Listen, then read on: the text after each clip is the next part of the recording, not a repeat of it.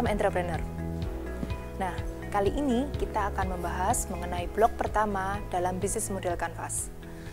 Seperti sudah saya sebutkan di sesi sebelumnya, blok pertama adalah customer segment. Sebelumnya, kita perlu sepakati dulu bahwa yang dimaksud dengan customer segment di sini belum tentu konsumen atau belum tentu pembeli. Yang dimaksud dengan customer segment adalah orang yang mengambil keputusan untuk membeli. Saya beri contoh. Misalnya ada seorang bapak datang ke sebuah toko, membeli popok bayi. Popok bayi ini akan digunakan oleh anaknya. Bapak tersebut diminta oleh sang ibu untuk membeli popok tersebut. Pertanyaan saya, siapa sebenarnya customer kita? Apakah sang bayi yang menggunakan popok tersebut? Atau bapak yang datang untuk membeli popok tersebut? Atau si ibu yang meminta bapak tersebut datang ke toko untuk membelinya? Tentu saja customer kita adalah ibu. Bila kita membuat iklan, kita harus memfokuskan kepada ibu tersebut, bukan kepada bapak dan pastinya bukan kepada bayinya. Jadi, di sini kita sudah sepakat bahwa customer kita adalah orang yang mengambil keputusan untuk melakukan suatu transaksi. Nah, mungkin Anda bertanya-tanya, mengapa harus customer segment dulu yang kita tentukan? Mengapa bukan value proposition? Atau dengan kata lain kita tentukan dulu produk atau bentuk layanan jasa yang kita tawarkan. Begini, memang yang pertama kita menentukan produk. Misalnya, kita tentukan kita mau jual kopi. Nah, namun langkah selanjutnya kita harus menentukan customer segment kita. Kepada siapa kita mau jual kopi itu? Pada kalangan menengah ke atas atau menengah ke bawah. Tentunya akan sangat berbeda produknya, pelayanan yang akan kita berikan. Seandainya kita menjual ke kalangan menengah ke atas, tentu saja kita akan mengemas kopi tersebut dengan lebih baik. Kita akan menjual di lokasi yang lebih baik dan harga yang lebih mahal. Namun, bila kita menjual ke kalangan menengah ke bawah, mungkin tidak perlu kemasan yang menarik. Namun, butuh rasa kopi yang kuat dan tempat yang cepat untuk diakses. Agar lebih jelas dan terstruktur, BMC membagi customer segment menjadi 5 kategori berdasarkan kebutuhan dari customer. Sekali lagi, kategori ini dibagi bukan berdasarkan demografi atau berdasarkan besarnya pasar, namun berdasarkan kebutuhan dari customer kita. Kategori yang pertama adalah mass market. Mass market berbicara mengenai segmen pasar yang sangat luas dengan kebutuhan yang sama. Contoh bisnis di bidang ini adalah bisnis bahan pokok misalnya. Entah itu anak-anak hingga dewasa, mereka membutuhkan bahan pokok seperti beras, gula, tepung, minyak, dan yang lainnya.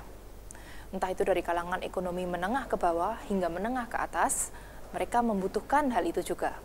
Karena itu kita sebut dengan mass market. Kebutuhan mereka sama, dan pangsa pasarnya sangat luas. Kategori yang kedua adalah niche market. Niche market berbicara bila customer kita sangat spesifik. Misalnya contoh bisnis di bidang ini, bila perusahaan Anda bergerak di bidang pembuatan mesin, maka customer Anda akan sangat spesifik, yaitu perusahaan-perusahaan yang menggunakan mesin Anda. Anda membuat mesin packaging atau pekerjaan Anda adalah maintenance untuk mesin, maka customer Anda adalah perusahaan yang menggunakan mesin packaging tersebut. Karena itu disebut niche market, sangat spesifik. Kategori berikutnya adalah segmented. Segmented membedakan customer dengan kebutuhan yang berbeda, namun masih dalam satu kategori. Saya beri contoh agar lebih jelasnya. Misalnya, kebutuhan customer adalah sama, yaitu alat transportasi beroda 4, mobil. Namun, kita membagi customer lagi menjadi beberapa segmen. Segmen yang pertama misalnya pebisnis. Mereka membutuhkan mobil sebagai alat transportasi bisnisnya untuk angkutan barang misalnya. Yang kedua adalah keluarga. Keluarga membutuhkan mobil besar dengan banyak tempat duduk. Yang ketiga adalah individu di dalam kota. Dia membutuhkan mobil kecil yang mungkin irit, yang memudahkannya untuk bepergian di dalam kota. Nah, mereka sama-sama butuh mobil, mereka masuk dalam kategori yang sama. Namun kebutuhan mereka berbeda. Karena itu, produk atau value proposition yang dijual untuk masing-masing segmen ini pun juga berbeda. Kategori yang keempat adalah diversified. Suatu bisnis dengan customer segmen yang diversified memiliki 2 atau lebih customer yang kebutuhannya sangat berlainan. Kita ambil contoh sebuah travel agent. Customer dari sebuah travel agent adalah individu yang ingin bepergian. Nah, mungkin travel agent tersebut melihat bahwa masih banyak tempat kosong di mobilnya dia. Karena itu, dia membuka kesempatan bagi mereka yang ingin mengirim barang untuk menjadi customer-nya dia. Dia berinovasi. Kini, travel agent tersebut memiliki customer segmen yang baru, yaitu orang-orang yang ingin mengirimkan barangnya. Nah, tentu saja karena ini adalah 2 segmen yang berbeda, yang pertama adalah individu, yang kedua adalah pengirim barang, pelayanannya tentu saja harus berbeda. Bagaimana travel agent tersebut menjangkau customer-nya juga tentu saja akan berbeda.